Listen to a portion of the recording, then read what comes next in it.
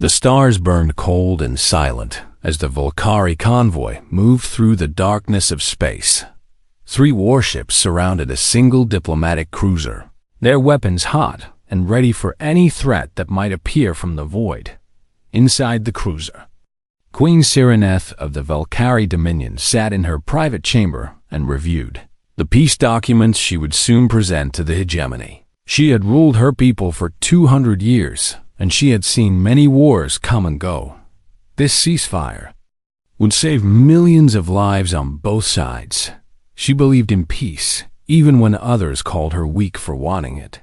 The attack came without warning. Ships exploded from fold space all around the convoy, their weapons firing before anyone could react. The first warship died in seconds, torn apart by missiles that should not exist in pirate hands. The second warship tried to fight back, but enemy vessels swarmed it like insects consuming prey queen. Cyreneth felt her cruiser shake as explosions ripped through the outer. HFYs screamed through every corridor, and the lights flickered red with emergency warnings. Her royal guards rushed into her chamber with weapons drawn. "Your Majesty, we must get you to the escape pods." The captain of her guard shouted over the noise. They moved fast through the burning hallways of the dying ship. Bodies lay everywhere. Crew members who had been alive just moments ago. The Queen had seen death before, but this slaughter felt different. This felt personal. They reached the escape pod bay and found assassins waiting for them. These were not ordinary pirates. They wore no markings and carried weapons designed to kill quickly and leave no witnesses. The captain of the guard pushed the Queen behind him and opened fire. For a few seconds, the guards held their ground. But the assassins were too many and too skilled. One by one, the guards fell until only the captain remained. He took 3 shots to the chest and collapsed at the Queen's feet. The assassins moved toward her with cold purpose in their eyes. The contract says to make it look like an accident. One of them said, "But accidents can be messy." Queen Cyreneth stood tall and refused to show fear even as death approached. She was a queen, and she would die as one. Then a human emerged from the smoke behind the assassins. He was not a soldier. His clothes marked him as a cargo hauler, one of the contracted workers who moved supplies between the ship's decks. He carried a maintenance tool in one hand and nothing else. The first assassin died before anyone understood what was happening. The human moved like water flowing through rocks, smooth and unstoppable. He broke the first assassin's neck with his bare hands and took the dead man's pistol in the same motion. The second assassin turned and fired, but the human was no longer there. He had moved to the side faster than eyes could. Following his stolen pistol barked twice. 2 more assassins fell with holes in their heads. The remaining assassins tried to coordinate their attack, but the human gave them no time to think. He killed the 4th with the maintenance tool, driving it through the assassin's eye socket. The 5th and 6th died together when the human used one as a shield against the other's fire before shooting them both. The 7th assassin ran for the door but never reached it. The human threw his pistol and it struck the assassin's head hard enough to send him crashing into the wall. Then the human walked over and finished the job with his hands. 7 assassins dead in less than a minute. The human turned to face the Queen, and she saw blood on his face that did not belong to him. His eyes were brown and warm, but filled with something hard and dangerous beneath the surface. "Your Majesty," he said, his voice calm despite everything. "We need to move right now." "Who are you?" she asked. "My name is Marcus Cole, and I work in Cargo Bay 7. But none of that matters if we do not get off this ship in the next 2 minutes." He took her hand and pulled her toward the escape pods. They found one that still worked, and Marcus pushed her inside before climbing in after her. The pod launched just as the cruiser exploded behind them through the small window. Queen Cyreneth watched her ship die, and all her people with it. Marcus worked the controls with hands that seemed to know exactly what they were doing, even though these systems were built for Valkyrie, not humans. "The pod is damaged," he said. We have limited oxygen and no way to send a distress signal, but I can keep us alive if you trust me. I do not know you, she replied. No, you do not. But I just killed 7 people to save your life, so maybe that counts for something. She looked at this strange human and saw no lies in his eyes. Very well. Marcus Cole from Cargo Bay 7. I will trust you. For 3 days they drifted through uncharted space. Marcus rationed their oxygen with frightening precision, calculating exactly how much they could breathe each hour. He rerouted power systems. That should have been impossible for a human to understand. He barely slept, and when he did sleep it was only for a few minutes at a time on the 2nd day.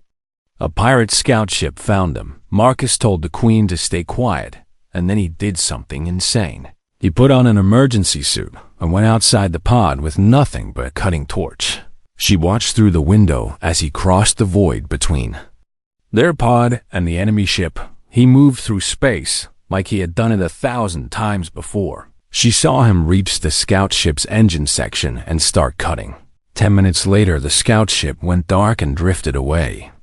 Unable to call for help, Marcus returned to the pod and removed his helmet like he had just gone for a short walk. They will not bother us again, he said. The Queen stared at him with new eyes. She had lived 200 years and met warriors from 100 different species. She had never met anything like Marcus Cole on the 3rd night. Rescue signals finally appeared on their sensors. Help would arrive in a few hours and they would be safe. Something changed between them in those final hours of darkness. Perhaps it was the closeness of death that made everything feel more real. Perhaps it was the way he looked at her. Not as a queen or as an alien, but as a woman he had chosen to protect. They talked about their lives and their fears and their dreams. He told her about Earth, and she told him about her homeworld. When silence fell between them, it was comfortable. Like the silence between old friends, she reached for his hand and he did not pull away. What happened next defied every protocol of her station. It broke species barriers and violated the laws of her dominion. But in that small pod, drifting through endless space, none of that seemed to matter. They shared a night that neither of them would ever forget. When the rescue ships finally arrived and docked with their pod, Queen Cyreneth turned to thank Marcus Cole. She wanted to offer him everything her empire could give, wealth and titles and a place at her side, but the pod was empty. He had vanished during the chaos of docking, slipping away like smoke in the wind. All he left behind was a handwritten note in the human style. The note said only this: "You will be safer if I was never here. Live well, Cyreneth." She held that note in her hands and felt something break. Inside her heart, the man who saved her life had disappeared without a trace, and she did not even get to say goodbye. Queen Cyreneth had survived the assassination and returned to her throne stronger than before. She exposed the hegemony's role in the attack and rallied her people for war. The conflict lasted 2 years and cost countless lives on both sides. When it ended, the Valkyrie Dominion stood victorious and more powerful than ever before. Other species looked at Queen Cyreneth with new respect and fear. She had proven herself a leader who could not be broken. But behind closed doors, away from the eyes of her court, the Queen carried an emptiness that no victory could fill. She thought about Marcus Cole every single day. She remembered his brown eyes and the warmth of his hands. She remembered how he moved through danger like he was born for. She remembered the night they shared in that tiny escape pod. Most of all, she remembered the note he left behind: "You will be safer if I was never here." What did that mean? And why did he run from her? She needed answers, and she would find them no matter how long it took. The search began quietly. She ran his name through every database her intelligence officers could access. Marcus Cole had existed.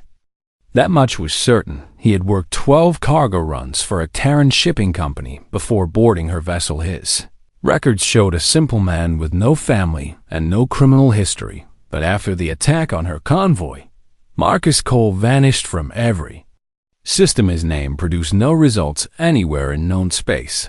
It was like he had never been born. The Queen pushed harder and her search became less quiet. She sent agents to human space with orders to find any trace of the cargo hauler who saved her. Life they found nothing but dead ends and empty records. Her intelligence minister came to her with concern in his eyes. "Your Majesty, we have spent significant resources on this search and found nothing of value."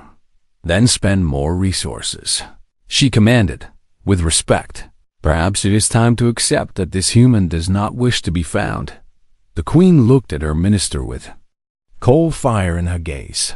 "That is exactly why I must find him." She did not explain further, and the minister knew better than to argue. Years passed and hope began to fade, even for a queen who refused to give up. Then the breakthrough came from the most unlikely place. A patrol ship in the outer territories intercepted a smuggler vessel carrying illegal weapons among the cargo. Her agents found a plasma rifle that made them stop and stare. The rifle had been modified in ways that should not be possible.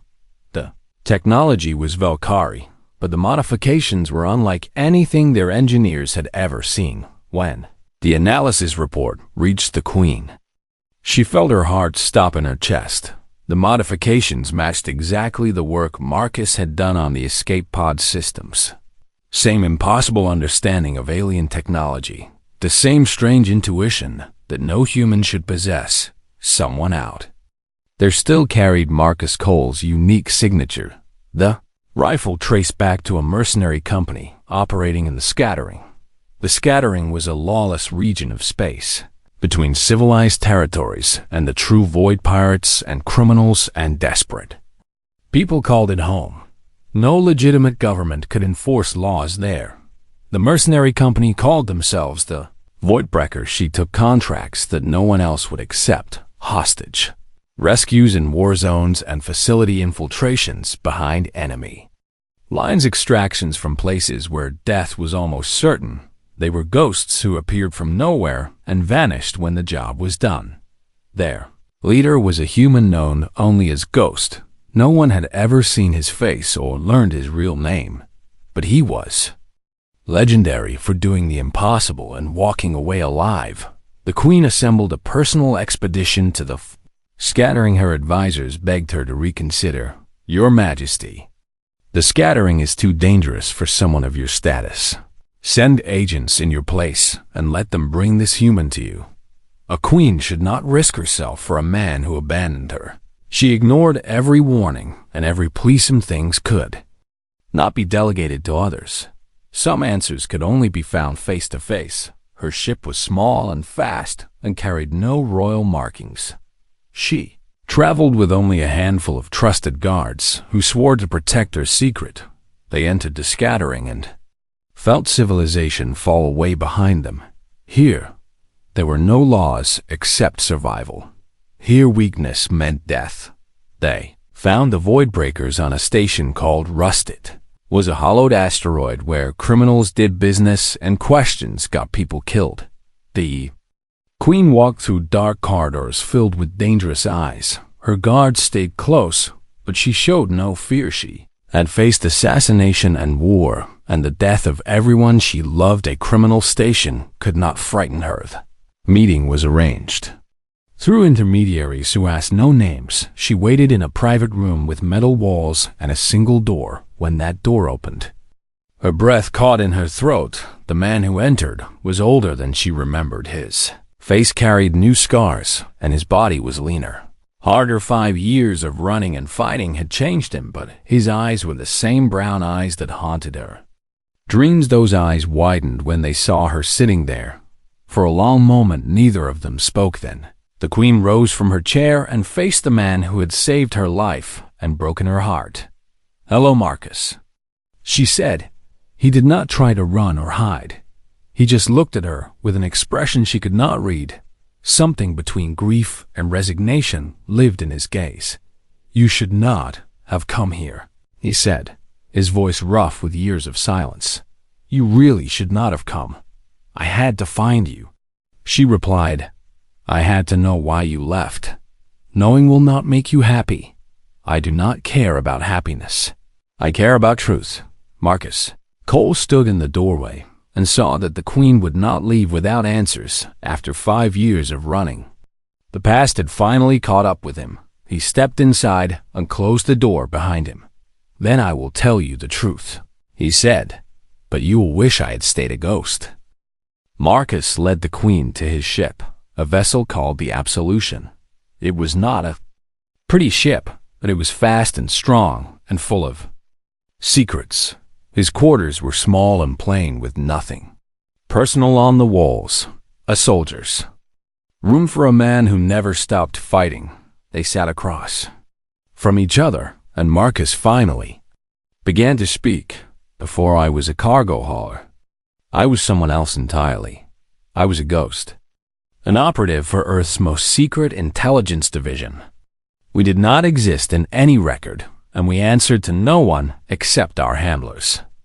They called us the division, and they made us into weapons." The Queen listened without interrupting. She could see the pain these memories caused him. "I was very good at my job," Marcus continued. "I could infiltrate any facility and eliminate any target. I learned to use alien technology faster than anyone they had ever seen. They tested me and found that my brain processes information differently than normal humans. I was their perfect tool, and I did everything they asked without question. For 15 years, I killed people and destroyed things and told myself it was for the good of humanity." He stopped and took a breath that shook slightly. "Then I found out what they really wanted. The division was not protecting Earth. They were preparing for conquest. They wanted humanity to rule the galaxy, and they did not care how many species had to die for that to happen. When I refused to continue, they tried to kill me. I faked my death and ran as far as I could.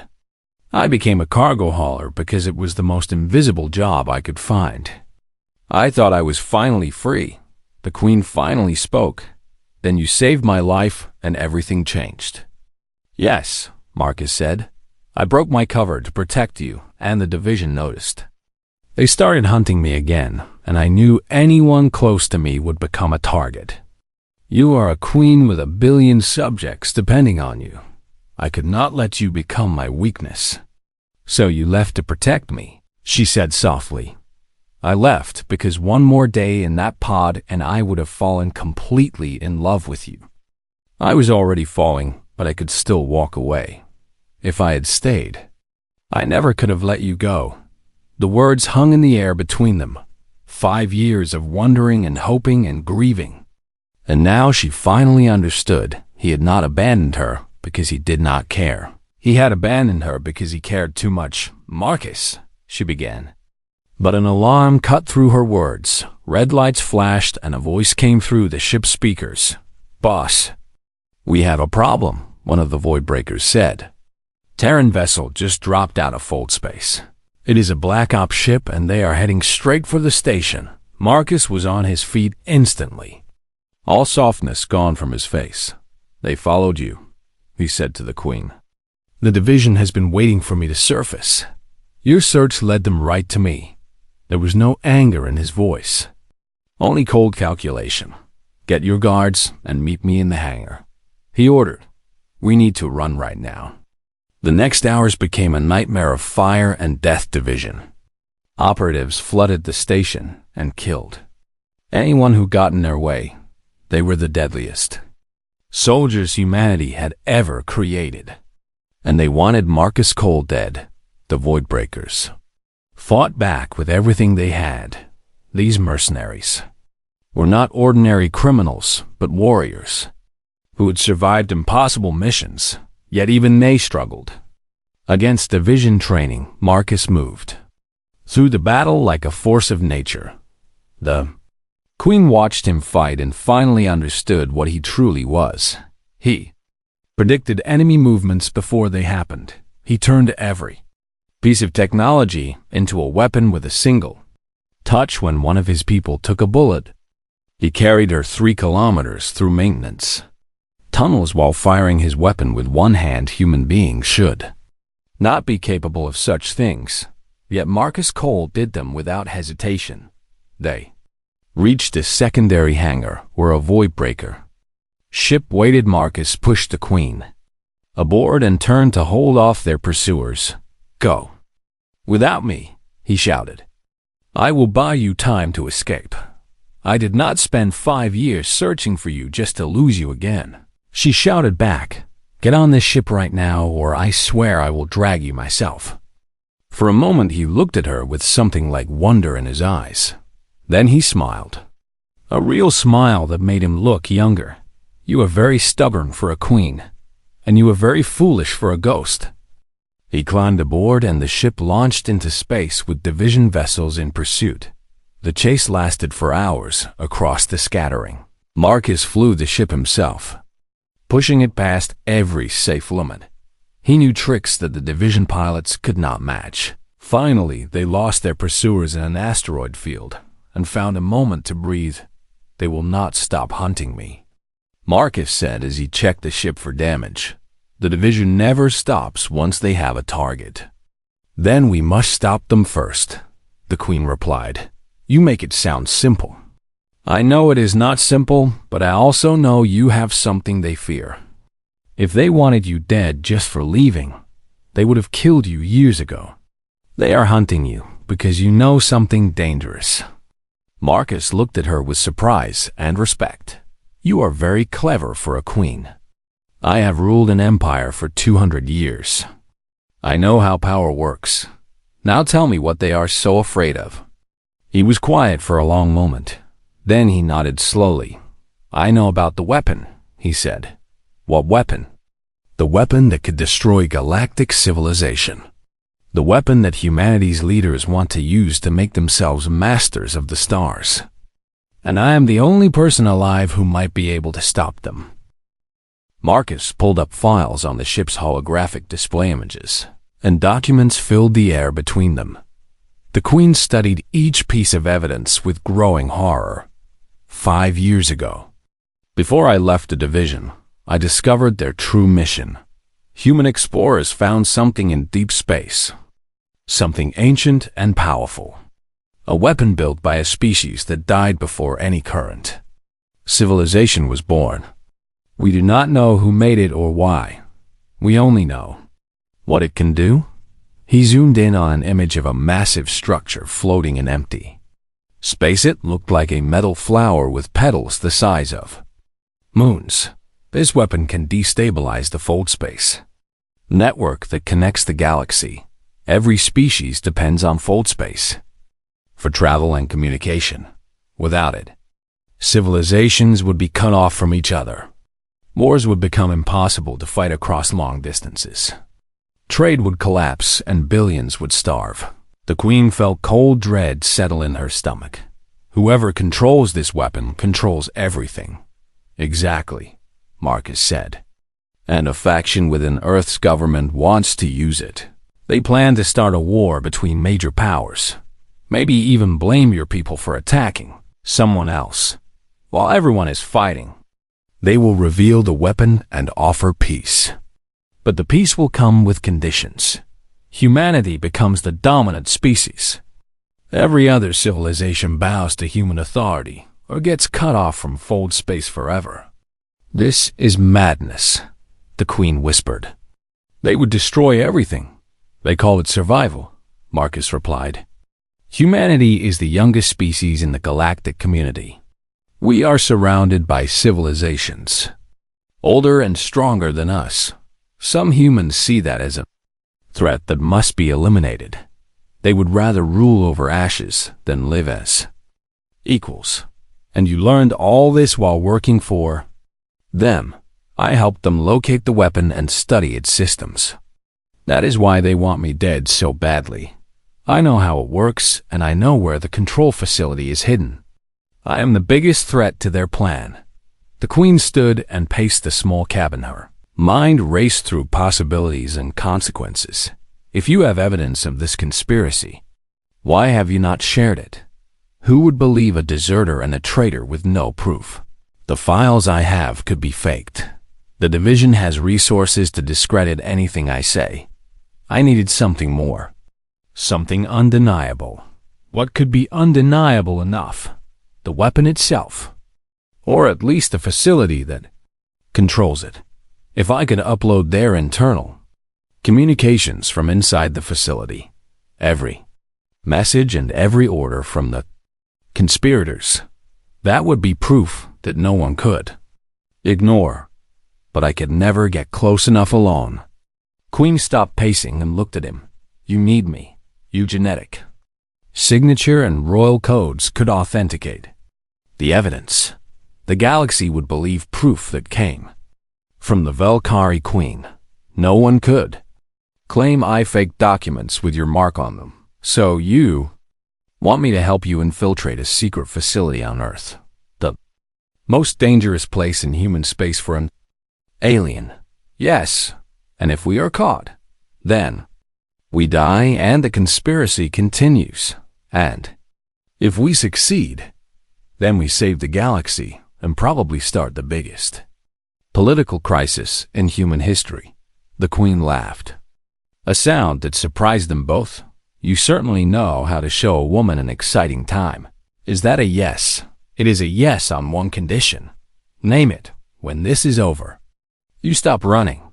No more vanishing in the night. No more leaving notes and disappearing. If we survive this, you stay with me. Marcus was quiet for a long moment. Fear and hope warred in his eyes. I cannot promise you safety, he finally said.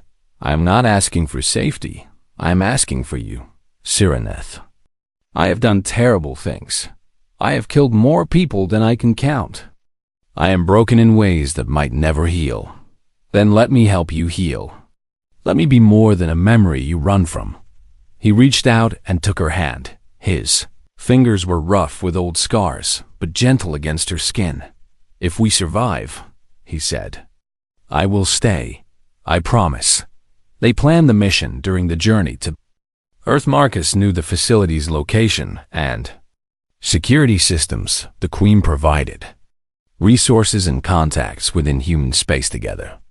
They assembled a team of void breakers, willing to die for this cause. The infiltration began on a dark night in a remote region of Earth. They landed in a forest and moved through shadows toward a mountain. The facility was hidden deep underground, protected by the best security humanity could build. Marcus led them through sensor fields and past automated defenses. His knowledge of division tactics kept them alive when death waited around every corner. They lost 3 void breakers in the first hour. They lost 2 more, breaching the inner perimeter by the time they reached the control center. Only Marcus, the Queen, and 1 wounded mercenary remained. Marcus worked the systems with desperate speed. Data flowed from secure servers into the galactic network. Every secret message and hidden order exposed for all to see. It is done, he said. The upload is complete. The Queen pressed her hand against the authentication panel. Her genetic signature and royal codes verified the evidence now. No one could dismiss it as fake.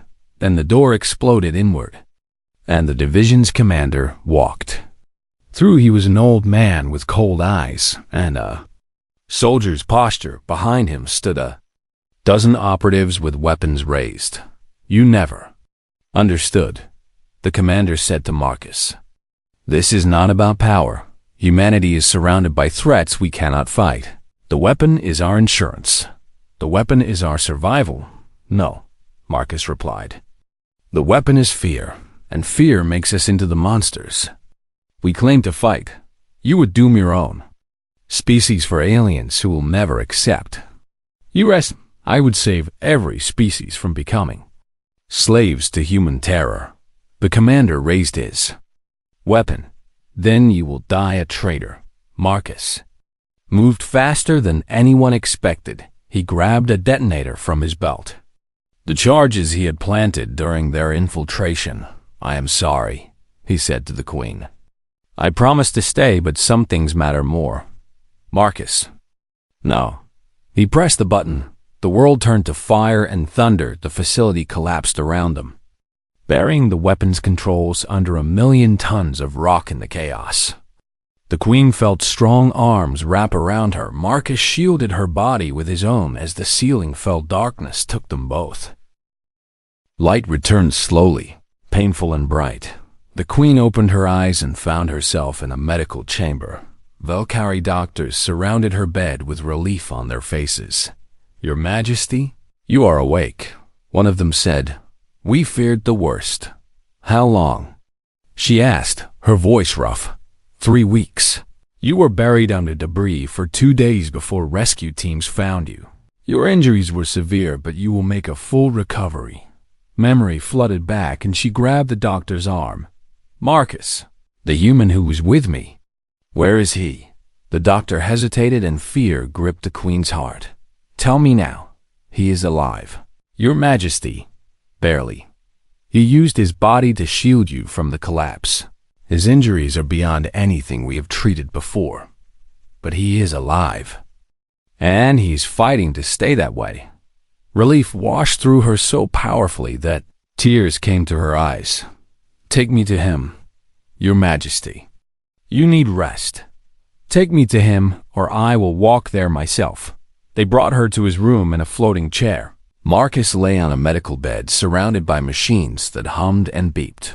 Tubes ran into his body, and monitors showed vital signs that fluctuated with each breath. He looked small and broken.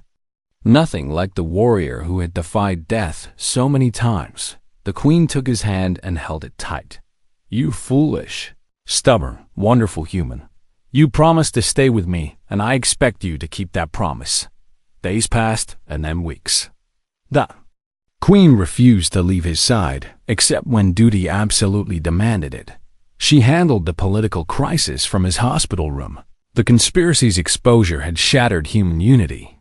The faction behind the weapon was arrested and put on trial. Earth's government faced questions from every species in the galaxy. Many called for punishment and isolation of humanity. The Queen spoke before the Galactic Assembly and changed everything.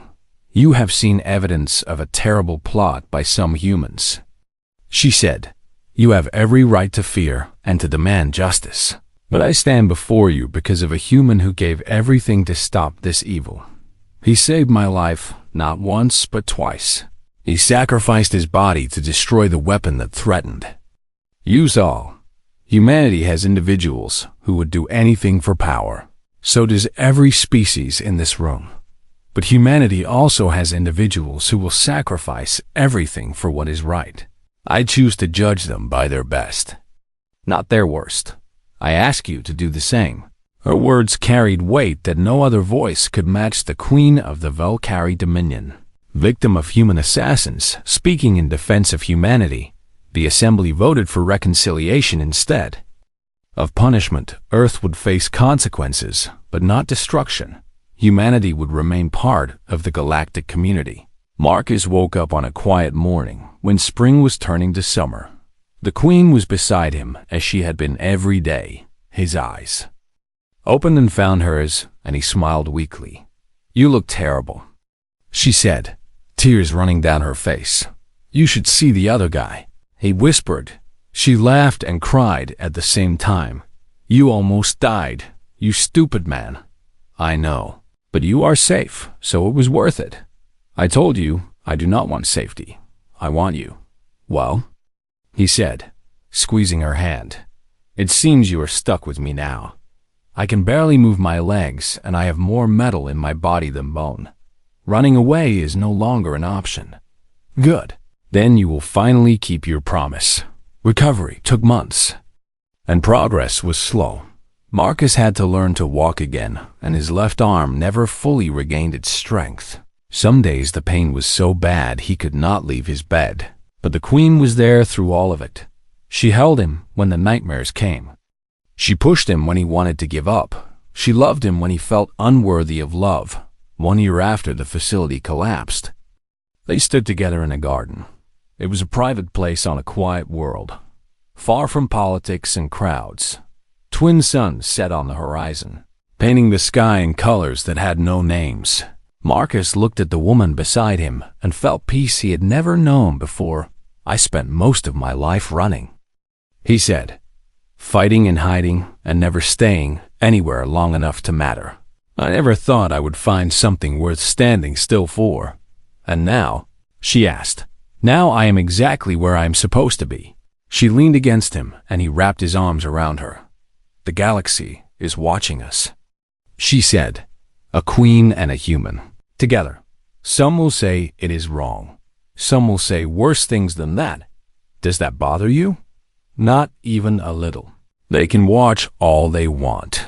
Let them see what happens when two people choose each other. Against all odds. Maybe it will give them hope. Hope for what? Hope that the universe is not as cold as it seems. Hope that love can bridge any distance. Hope that even the most broken people can find their way home. The sun sank below. The horizon and stars emerged across the darkening sky. Somewhere out there, humanity was still learning its place among older civilizations. They would make mistakes and they would grow. They would produce villains and heroes in equal measure. But in this garden, in this moment, one human had already found his purpose. He had saved a queen and helped save the galaxy. He had loved and been loved in return. He had stopped running and discovered that standing still was not weakness. It was the bravest thing he had ever done. Queen Cyreneth looked up at the stars and smiled. Thank you, she said softly. For what? For choosing me that day on the burning ship. For fighting so hard to keep me alive. For coming back even when you wanted to disappear forever. Marcus kissed her forehead gently. I would do it all again, he said. Every fight and every scar and every moment of pain. Because it led me here to you. And here is the only place I want to be. The stars burned above them, ancient and eternal. Two people from different worlds stood together and watched the night unfold. Their story was unlikely and impossible and absolutely true. It was a story about sacrifice and courage and the stubborn refusal to give up. It was a story about humanity at its best and worst. It was a story about love, and it was only the beginning.